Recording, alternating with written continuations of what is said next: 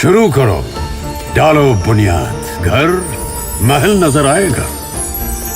Wonder लाइए, wonder अपनाइए, फर्क नजर आएगा। वंडर सीमेंट, फर्क नजर आएगा। नमस्कार, मैं हूं रिजवान अहमद सिद्दीकी। आप देखना शुरू कर चुके हैं सबकी खबर। मध्य प्रदेश के तकरीबन 1335 संविदा इंजीनियर जो मनरेगा विभाग में कार्यरत हैं वो हड़ताल पर हैं, लेकिन अभी तक इनकी मांगों पर कोई निर्णय नहीं हुआ है। यूँ तो मंत्री ने निर्देश दे दिए, लेकिन अफसर हैं कि मानते नहीं। मुद्दा क्या है, मामला क्या है, आपको भी लगेगा कि ये इनकी मांगें जायज़ हैं। इनकी 8 मांगें हैं, जिनमें से मैं प्रमुख मांगों का उल्लेख करता हूँ, फिर इनसे चर्चा भी करेंगे इस पर। इनकी मांग ये है कि इन्हें जो संविदा आधार पर नियुक्ति है उसमें निलंबन और अन्य तरह अनुकंपा नियुक्ति जैसे इनको पात्रता हो जाए। अभी तो इन्हें 1 मिनट में बाहर का रास्ता दिखा दिया जाता है, बर्खास्त किया जा सकता है।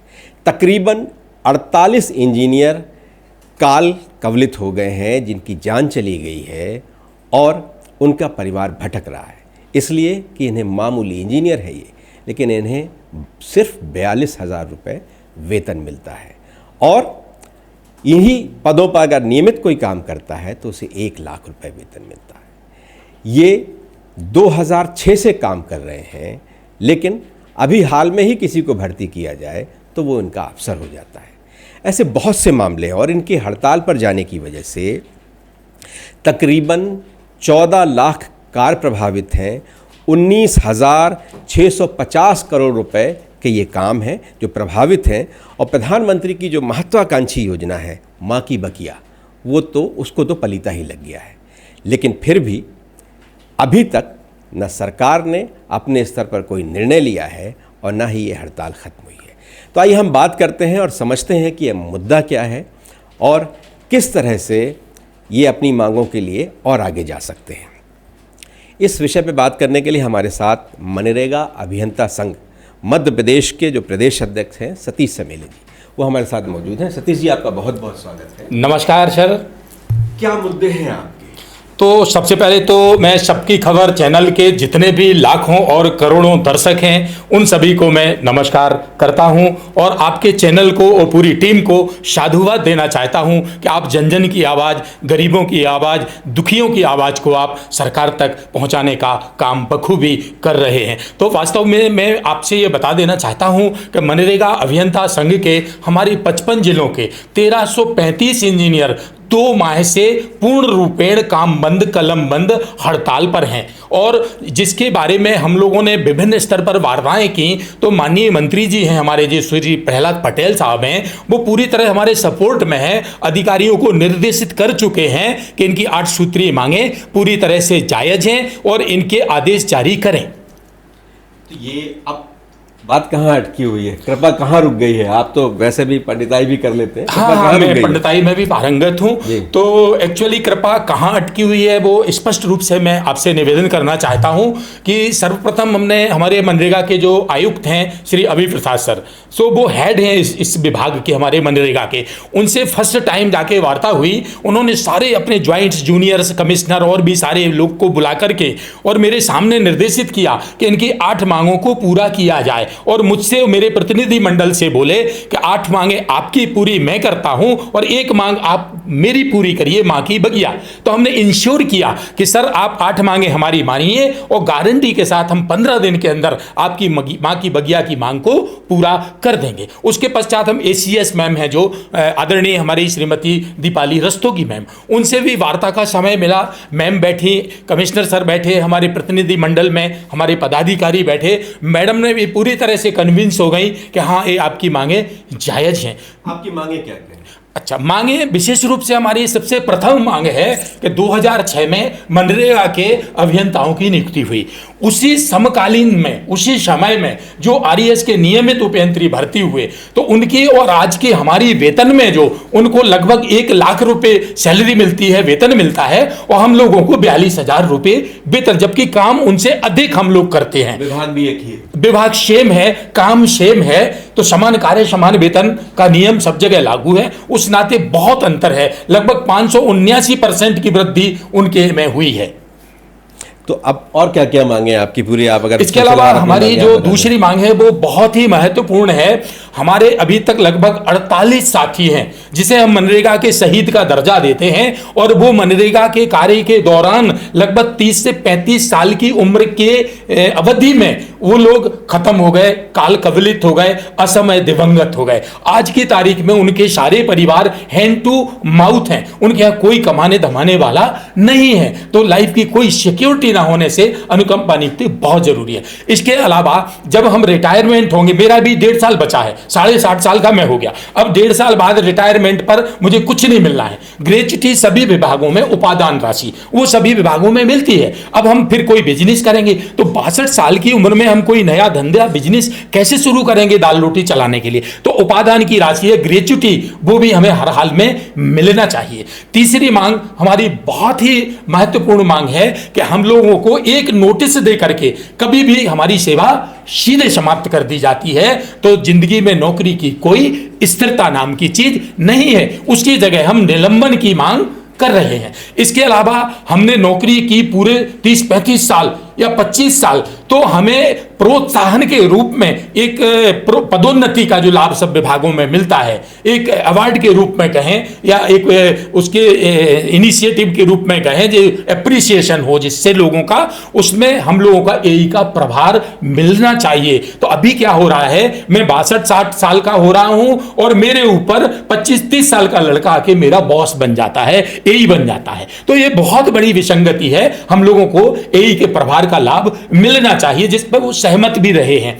इसके अलावा हम लोगों के लिए सबसे ज्यादा एक ये भी है कि हम लोगों का जो सीआर है, वो सीआर हर साल जो लिखा जाता है उसको हम चाहते हैं कि ये सीआर हमारा हर 5 साल में एक बार रिन्यूअल हो, जिससे हमारी वो सीआर में जो बार्गेनिंग होती है उस तरह की कोई बार्गेनिंग ना हो सके। हमसे अन्य कम से कम जितनी गवर्नमेंट की सारी योजनाएं हैं, 60-70 योजनाएं, उन सभी में हम लोगों की सेवाएं ली जाती हैं। जबकि हम लोग टेक्निकल विंग के लोग हैं तो हमसे तकनीकी कार्य लिए जाएं, लेकिन फिर भी हम वो सारे काम उनके पीएम आवास हो, स्वच्छता हो, सीएम हेल्पलाइन हो, नाना प्रकार के कार्य हैं। वो चुनाव तो बहुत जरूरी है, ठीक है, मान लेते हैं, लेकिन अन्य बहुत सारे कार्य हैं जो हमसे लिए जाते हैं, उसका अलग से कोई पारिश्रमिक जबकि हमको नहीं दिया जाता है। और इसके अलावा हम लोगों की जो मांगे हैं कि हमारी लाइफ जो है पूरी तरह सुरक्षित हो, सम्मान पूर्वक हम लोग भी जीवन जी सकें।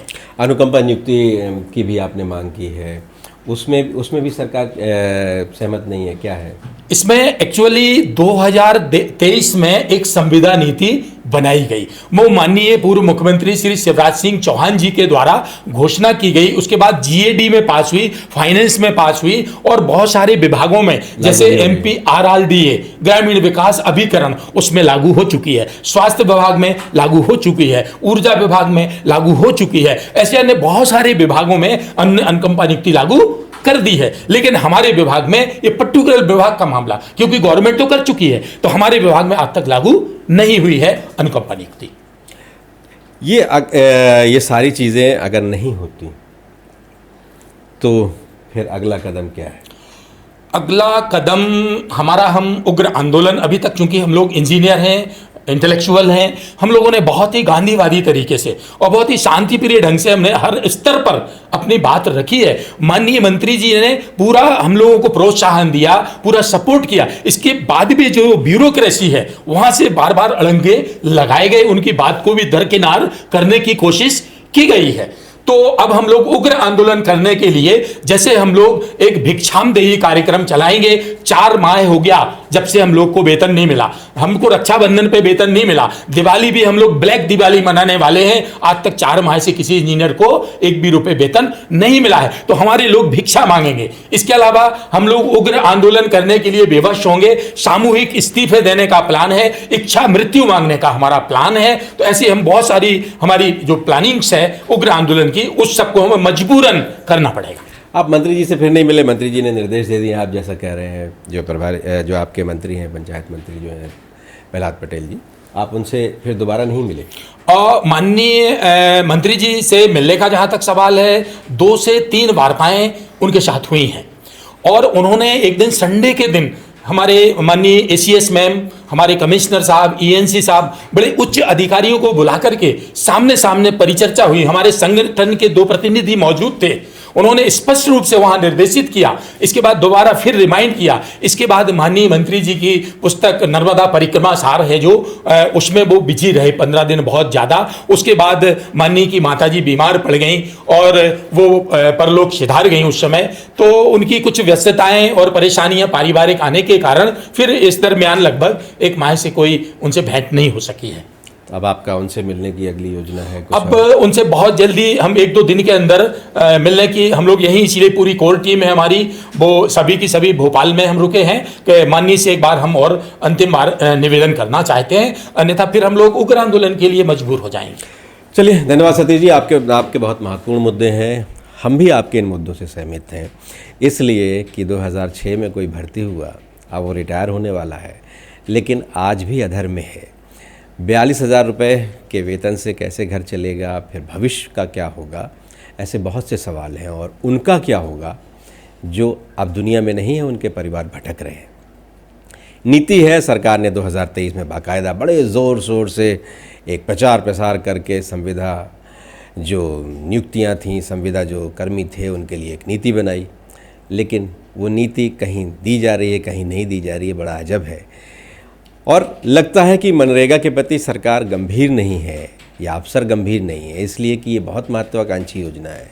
ये ग्रामीण क्षेत्रों में लोगों को रोज़गार देती है, लोगों को बहुत तरह के संकट से उबारती है, और इन सब के बावजूद इस योजना में इस तरह से पलीता लग रहा है, ढेर सारे काम प्रभावित हो रहे हैं, 23,000 पंचायतें इससे प्रभावित हो रही हैं। और न जाने जब मंत्री की मंशा है तो अफसर इसमें क्यों झिझक रहे हैं, क्यों आगे नहीं बढ़ रहे हैं, ये सवाल है, और सवाल हम उनसे करेंगे, आगे भी करते रहेंगे। अंत में ये कहना चाहूँगा मैं 2 लाइनों के माध्यम से कि छेड़ने से मौन भी वाचाल हो जाता है, छेड़ने से मौन भी वाचाल हो जाता है, टूटने पर शीशा काल हो जाता है, और मनरेगा अभियंताओं के खून से हवन करना बंद करो अफसरों, क्योंकि काला कोयला भी जलने पर लाल हो जाता है, काला कोयला भी जलने पर लाल हो जाता है। धन्यवाद सतीश जी, आपके मुद्दे बहुत महत्वपूर्ण हैं। मंत्री सहमत हैं, अफसर असहमत हैं, ये बड़ा अजब है। और ऐसा क्यों हो रहा है, इसके पीछे क्या वजह है, ये तो वही बताएं जो इतनी ऐसी महत्वपूर्ण मांगे हैं और जो जायज़ भी हैं, उनको अभी तक पूरा करने में क्यों झिझक रहे हैं। 2023 में बाकायदा बड़ी घोषणा करके, बड़े तामझाम के साथ तत्कालीन मुख्यमंत्री ने एक संविदा नीति जारी की थी। कुछ विभागों ने इसे अपना लिया है और न जाने मनरेगा में क्यों इससे दूरी बनाई गई है।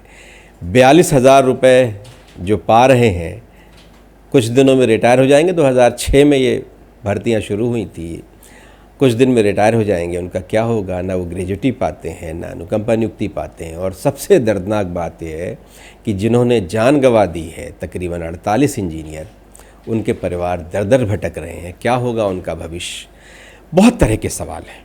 और मांग जायज़ है और हम इस पर सवाल उठाते रहेंगे। हम इस मुद्दे पर अब लगातार बने रहेंगे और हम उम्मीद भी करते हैं कि सरकार जल्द से जल्द इसमें गंभीर निर्णय ले। अगर आपको हमारा ये कार्यक्रम पसंद आए तो आप इसे लाइक कीजिए, कमेंट कीजिए, शेयर कीजिए और हमारे चैनल को सब्सक्राइब अवश्य कीजिए। धन्यवाद। Join the next be the best, Bundelkhand का सबसे विशाल और आधुनिक विश्वविद्यालय ज्ञानवीर यूनिवर्सिटी। ये सिर्फ एक यूनिवर्सिटी नहीं, ये है आपके सपनों का लॉन्च पैड। यहाँ मिले आपको smart classrooms, modern campus, updated labs और एक्सपीरियंस्ड फैकल्टी। हर स्टूडेंट को मिलता है कॉन्फिडेंस, ग्रोथ और एक ब्राइट करियर का प्रॉमिस। नए सेशन के लिए एडमिशन ओपन है, तो इंतजार कैसा, आज ही कांटेक्ट कीजिए।